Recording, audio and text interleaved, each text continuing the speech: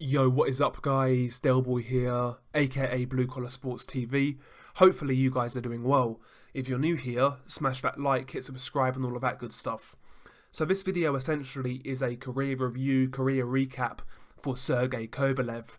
I guess we'll call it the rise and fall of Sergey Kovalev. Of course, once upon a time, Sergey Kovalev, one of the most feared fighters in the sport of boxing, and also a pound for pound level fighter at one point in time. These days, Sergey Kovalev is seen as a washed up fighter, and his career is surrounded in controversy due to outside the ring antics and also a failed PED test. So, Kovalev's reputation right now is down in the dirt, and it's, again, a bit of a rise and fall story for Sergey Kovalev. But what I'll try and do, I'm going to try and go through his career and provide a bit more detail than BoxRec actually gives you.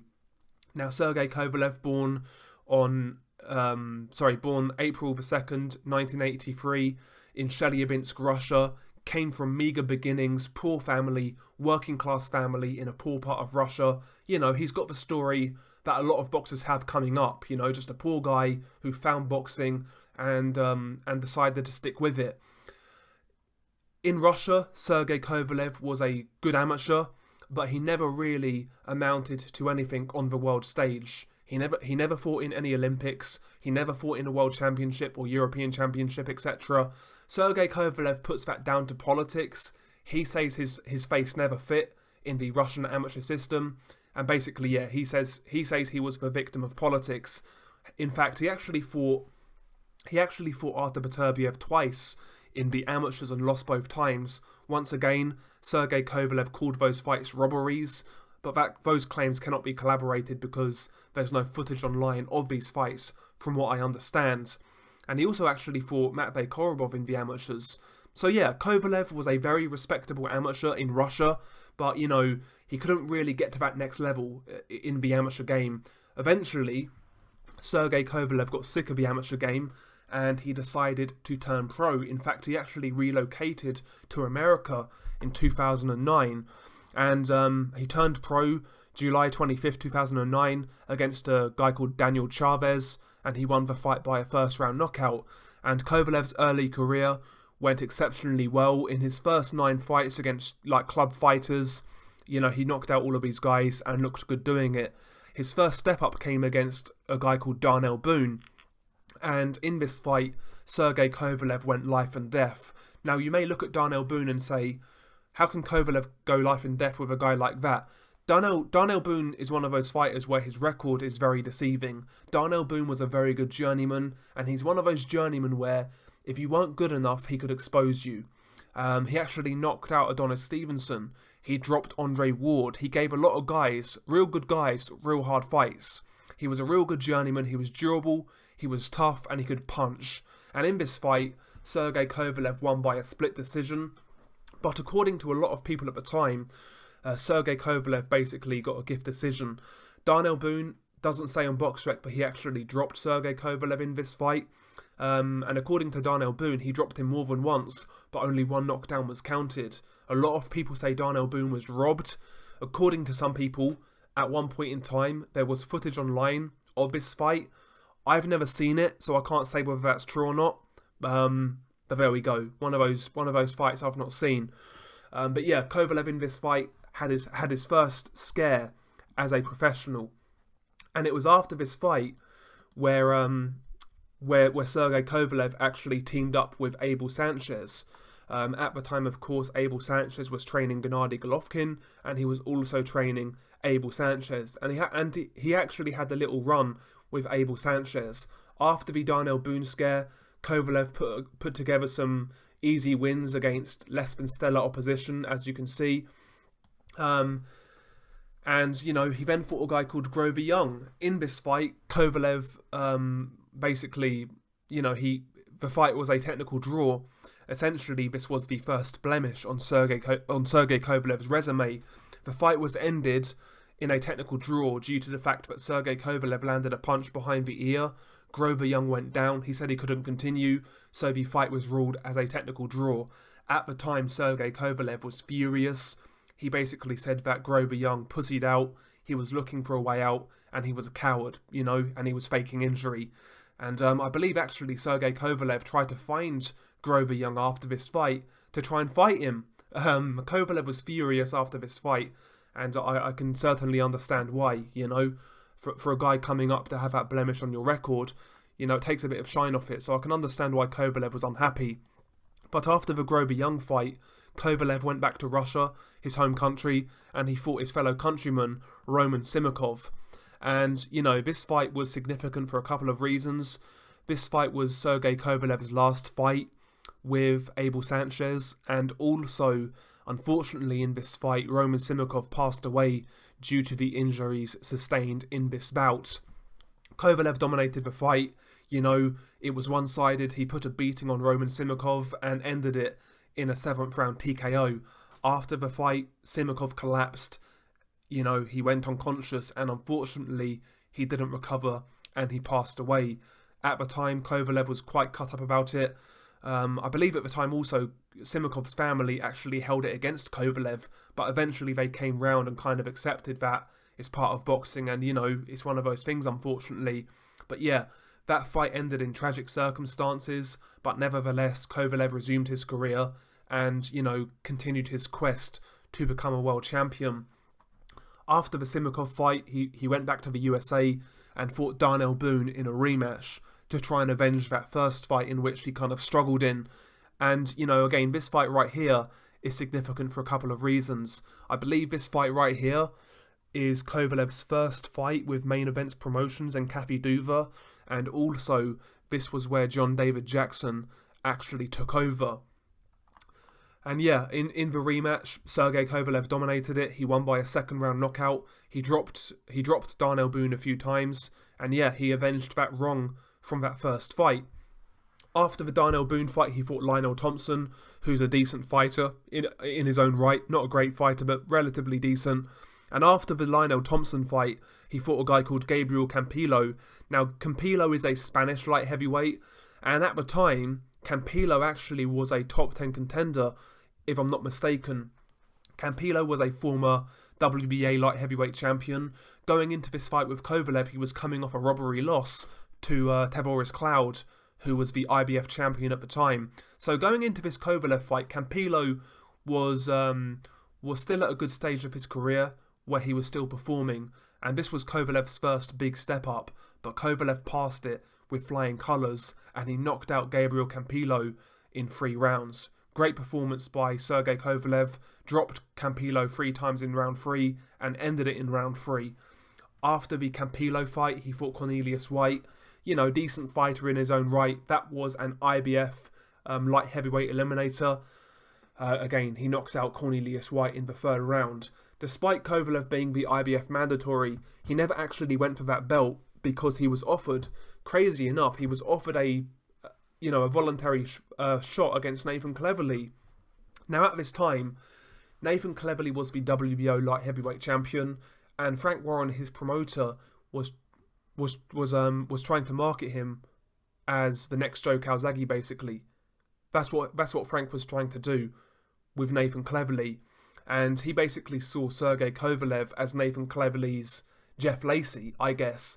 Kovalev at this time was starting to get a little bit of hype and starting to get a little bit of notoriety. And Cleverly's title reign at this time, he had a few title defenses, but he never fought anybody, and he was seen as a bit of a joke in the UK.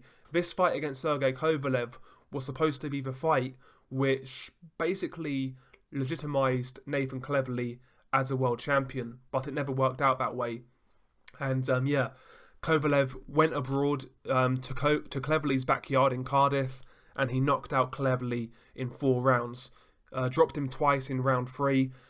The thing I remember about this fight was end of round 3.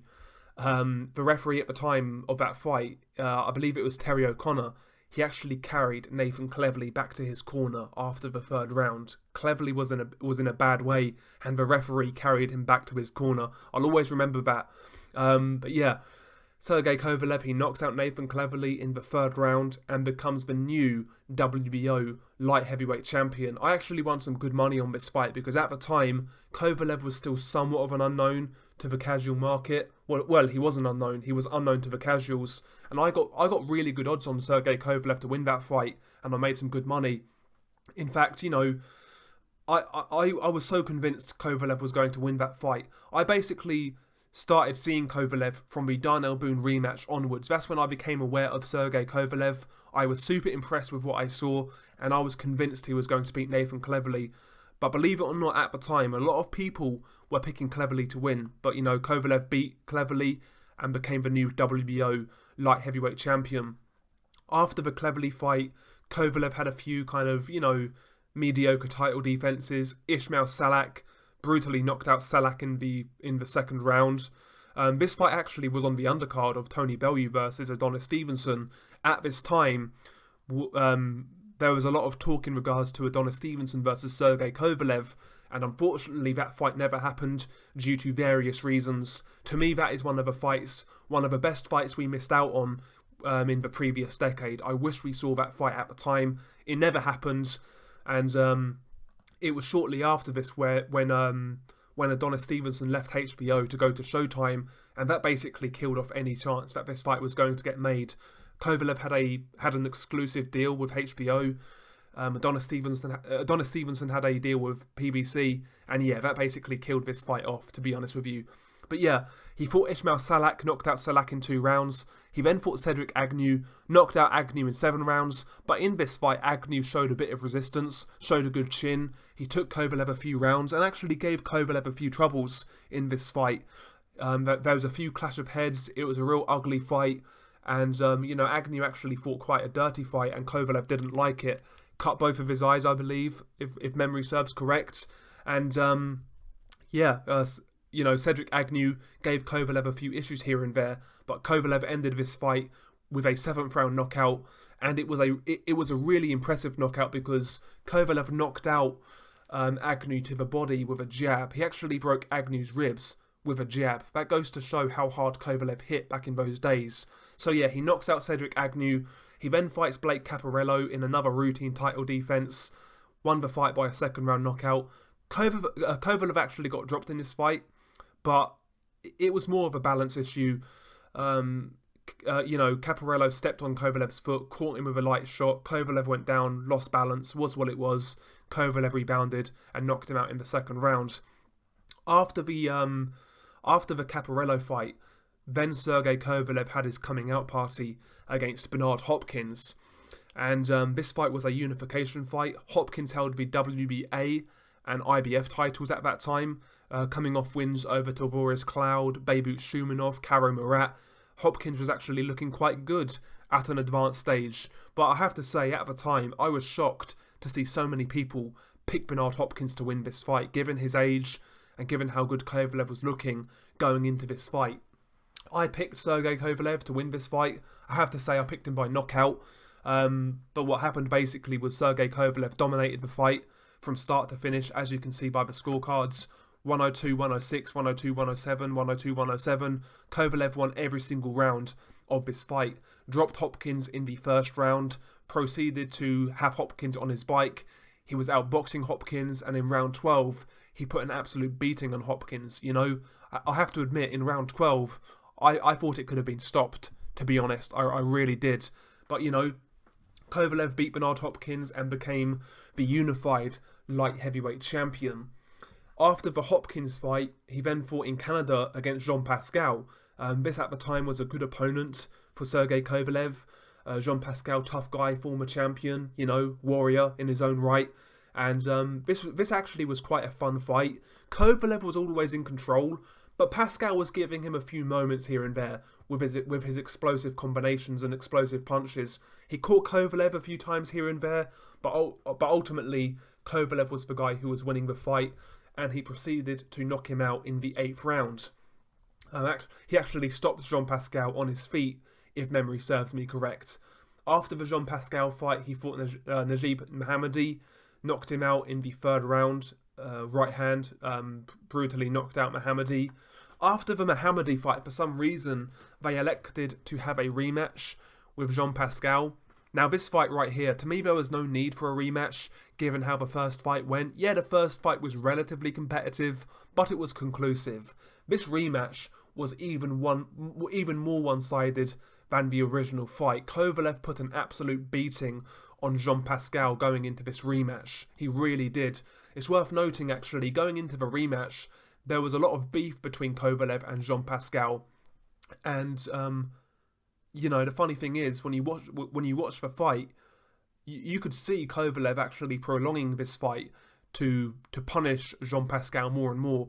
There were several times in this fight where Jean Pascal was hurt, he was in a corner, he was on the ropes, and he was basically a sitting duck. But Kovalev didn't throw. He basically let Jean Pascal recover a bit, and then he would resume his assault. He was prolonging the beating on Jean Pascal. That just goes to show the savagery of Sergey Kovalev at that time. Bear in mind, this is a guy who already killed a man earlier on in his career. Kovalev at that time was an absolute animal. He really was. He really was. And he actually said before that fight he aimed to end Jean Pascal's career. And while he didn't do that, he certainly put his he made his best effort doing so. After the Jean Pascal fight, he then returned to Russia for the first time as a champion, and he fought Isaac Chilemba. He won the fight by a unanimous decision. As you can see, he dropped Isaac Chilemba in round 7. And in this fight, Sergey Kovalev didn't really look all that good. Chilemba early on was troubling him with the movement, with the jab, with his elusiveness, and Kovalev looked a little bit, ordinary in this fight. Maybe a few chinks in the armour were shown in this fight. Nevertheless, Kovalev won it, and he won it relatively comfortably. It was at this time when the Andre Ward fight was already announced. This basically was an interim fight before the Ward fight. I believe Andre Ward also had an interim fight as well. I think he fought Alexander Brands in his interim fight. But yeah, after the Chilemba fight, Sergey Kovalev then fought Andre Ward. Now, at this time, this was a highly anticipated fight. A lot of people were very excited about this fight. One of the best fights in boxing at that time. And people were really hyped about it. The fight ended in a loss for Sergey Kovalev by a unanimous decision. A very close fight according to the scorecards. 113, 114, all three cards in favour of Andre Ward. But this fight was controversial in many people's eyes, including myself. I felt Sergey Kovalev beat Andre Ward. I felt he was more effective with the jab. He dropped Andre Ward in the second round, I believe, in round 2. And to me, he just landed the better quality punches. Andre Ward clawed his way back into the fight and roughed Kovalev up a few times here and there. But to me, the quality work was coming from Kovalev. Kovalev was far more effective on the outside, and his work was cleaner. I felt Andre Ward lost this fight. To be honest, I felt Kovalev won. I felt he got jobbed, and as did a lot of people at that time. And that fight ended in a lot of controversy. A lot of people were very unhappy at the result of this fight. They then rematched in June 2017. Once again, the rematch shrouded in controversy. Andre Ward once again beats Sergey Kovalev, wins the fight by an 8th round stoppage. Now, I actually felt Sergey Kovalev started quite well in this fight. He was boxing quite nicely behind the jab for the first 3 or 4 rounds. I felt he won the early rounds based on the jab when it was on the outside. But once again, Andre Ward found his way on the inside after the 4th round. And then Sergey Kovalev started to gas real quickly. In round 8, Andre Ward caught Sergey Kovalev with a real good right hand to the chin.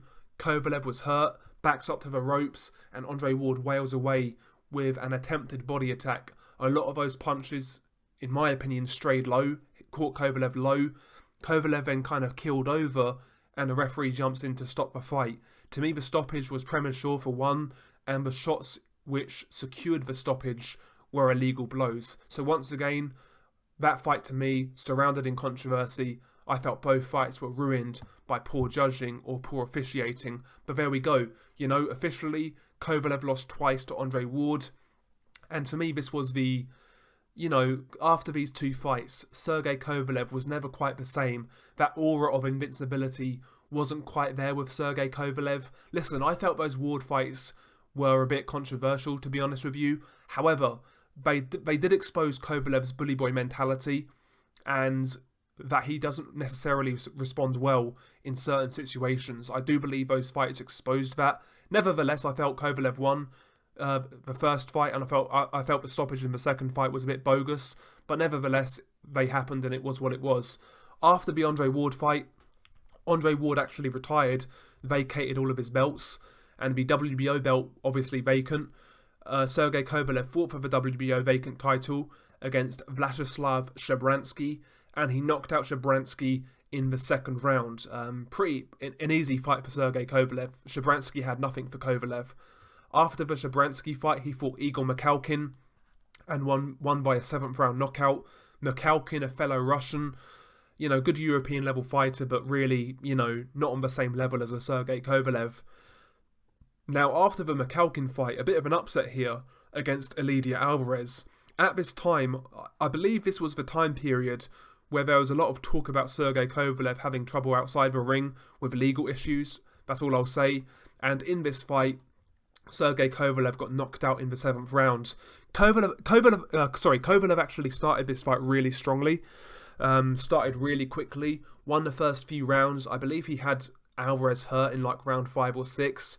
And basically he tried everything to get rid of Alvarez, but Alvarez wasn't going anywhere. Alvarez kind of weathered the storm, and he knocked out Sergey Kovalev in round 7. Kovalev basically gassed himself out in this fight, didn't manage his gas tank well whatsoever, and he resulted in getting knocked out. It was a good performance by Elidia Alvarez. I felt Kovalev was winning this fight at the time of stoppage. However, Alvarez was definitely in it. He was catching Kovalev with real good jabs throughout.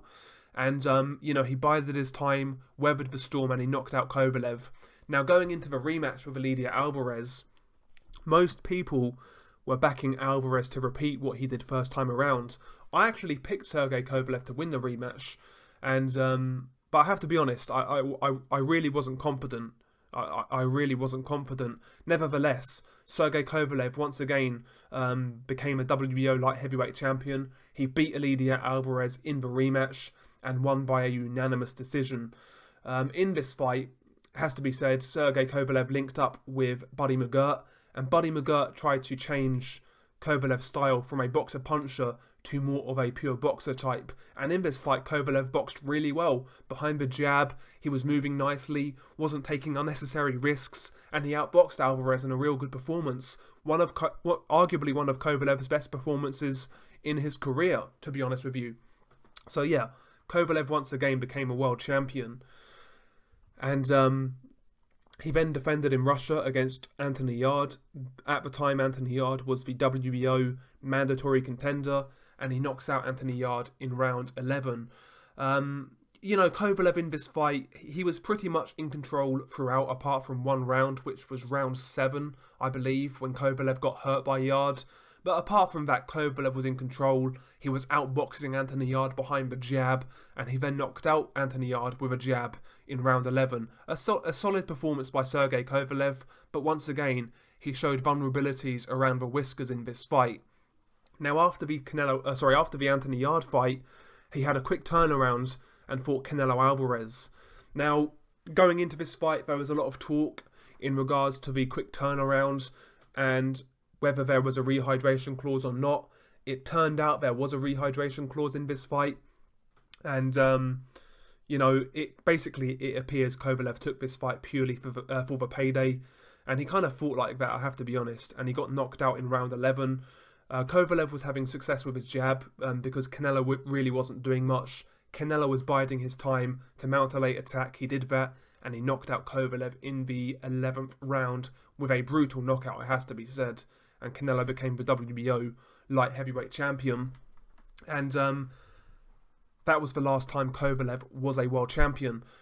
After the Alvarez fight, Kovalev was scheduled to return this year in January 30th, against Bektemir Melikuziev, a young prospect out of Uzbekistan.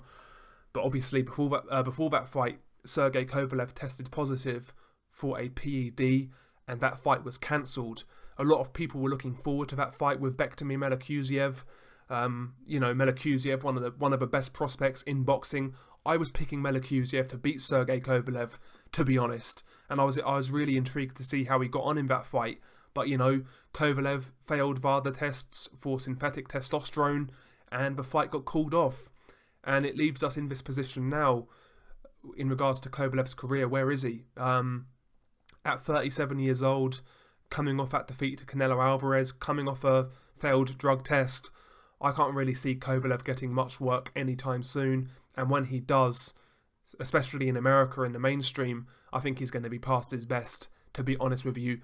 I could see Kovalev being used as a body for maybe some young prospects to feed on, that kind of thing. And we've certainly seen the last of the days where Kovalev was fighting for world titles and winning world titles. Those days are long gone now. And to me, Sergey Kovalev had a really good career, all things considered. But to me, I believe he could have done a lot more in his career. I think sometimes his attitude was in question.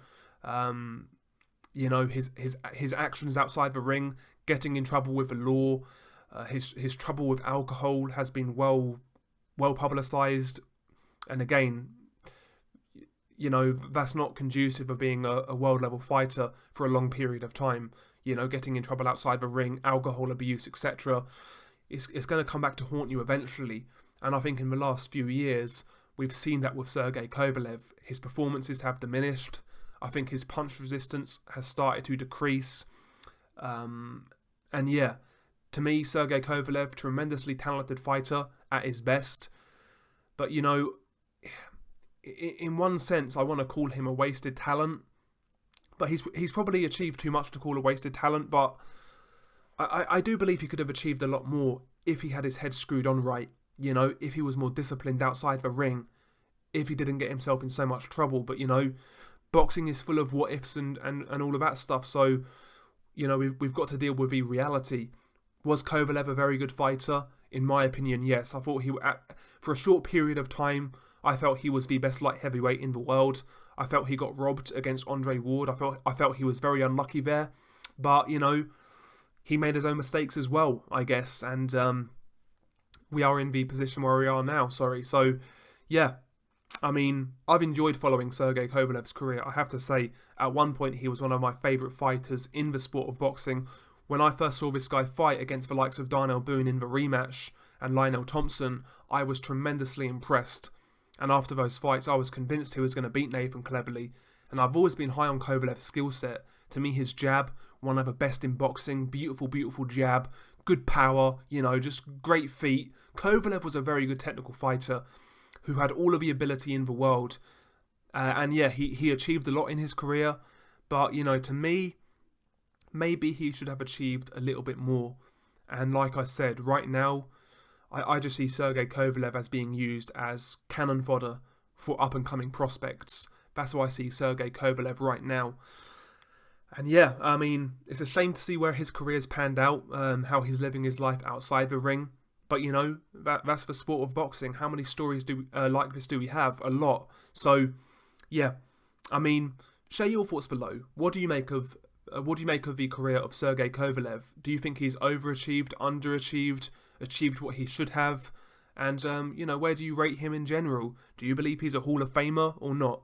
I think he's a borderline Hall of Famer, maybe. But we'll see what happens with that. Anyway, share your thoughts below. It's been your guy Del Boy.